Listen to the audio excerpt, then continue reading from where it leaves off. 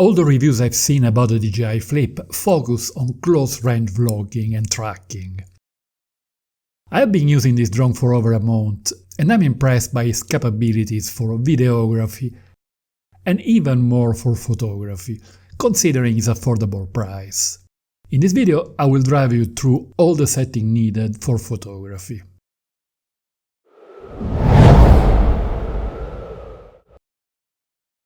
The Flip can be used autonomously, but only for close-range footage, and not for photography. A smartphone or tablet can also control it, however, the options for photography are in this case minimal. To get the most out of these photo capabilities, a remote controller is needed to access DJI Fly app. I use the RC2 controller with a built-in screen. Another option is the RCN3, connected to a smartphone or tablet. There are three locations where we can control the behavior of the Flip for still images: in the settings, in the main photo-video menu next to the shutter, and in the exposure window. Let's start with the settings. The menu is context sensitive, in other words, the settings are not the same in video or photo mode. So, in the photo-video menu, we choose Photo before tapping on the three dots on the top right of the screen. Now the menu relates to photo. In the first tab, Safety, we can set the obstacle avoidance action. The Flip can only detect obstacles in front of the aircraft. When taking photos, I activate the detection by choosing the option Brake. Scrolling down to the bottom, open the Advanced Safety Settings to choose the behavior in case of signal loss. The option Descend must be avoided, as the aircraft could land on someone's property, in bushes, or on a lake. In most cases, I set it to Return to Home, unless when flying indoors, under trees, or in confined spaces, in which case it is better to choose Hover. Let's move to the Control tab. In gimbal mode, we have a choice between Follow and FPV mode.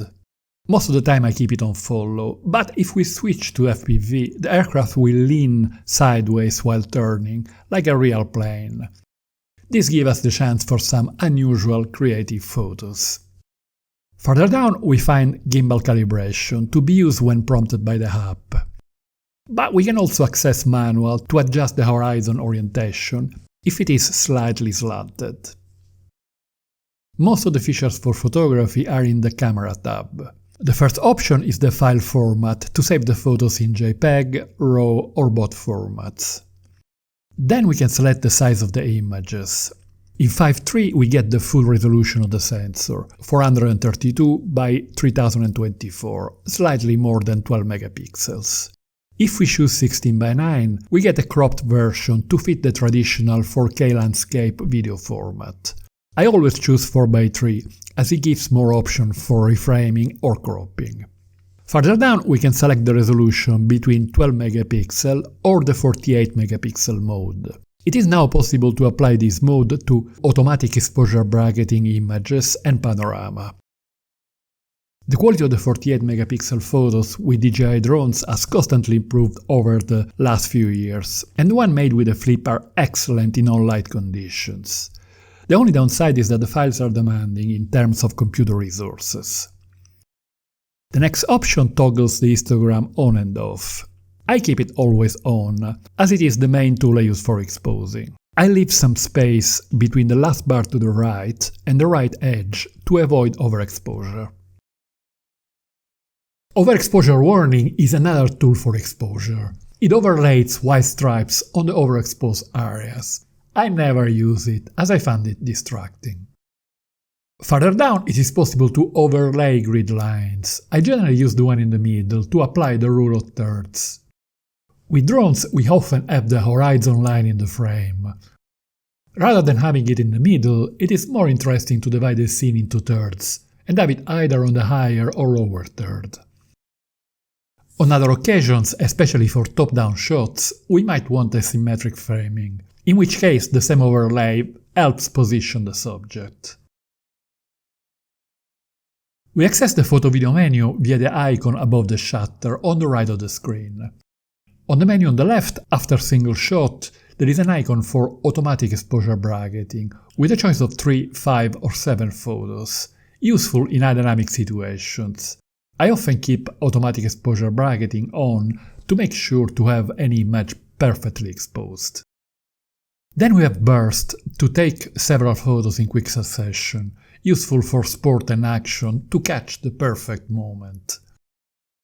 Then time shots to take several images at a specific interval in seconds, useful for stop motions or freehand selfies after hiding the remote controller. In the right part of the menu we access the different shooting modes: photo, video, master shots, quick shots, hyperlapse and pano. To the left of the shutters there are two buttons. The one at the top toggles between normal size and 3 times zoom. We can drag to zoom progressively from 100 to 300.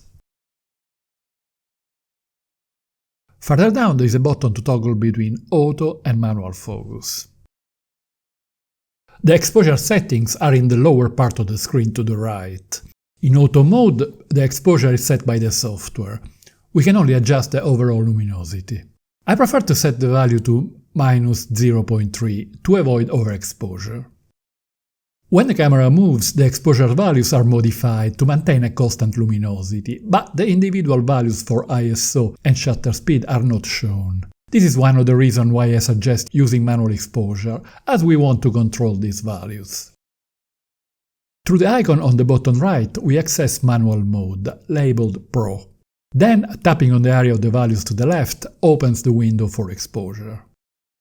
In photography there are 3 parameters for exposure: ISO, aperture and shutter speed. But with the Flip, like with most other prosumer drones, the aperture is fixed, so we have to take care only of 2 values. We can set the ISO and shutter speed independently. The value at the bottom cannot be modified, as it displays luminosity resulting from the value chosen above, compared to the optimal exposure computed by the software. In this window there are 2 auto buttons for ISO and shutter speed. We can set one of them as auto. Let's say we want a fixed value for ISO, 100, to get the best possible image quality. We set ISO to 100 and shutter speed to auto. When the luminosity varies, only the value for shutter speed changes to maintain the correct luminosity, leaving the ISO at 100. Notice that the value has now turned into EV for exposure value and it can be modified. On other occasions we may want a constant value for shutter speed, so we select the desired value and set the ISO to auto, and this time as the luminosity increases or decreases, only the ISO varies.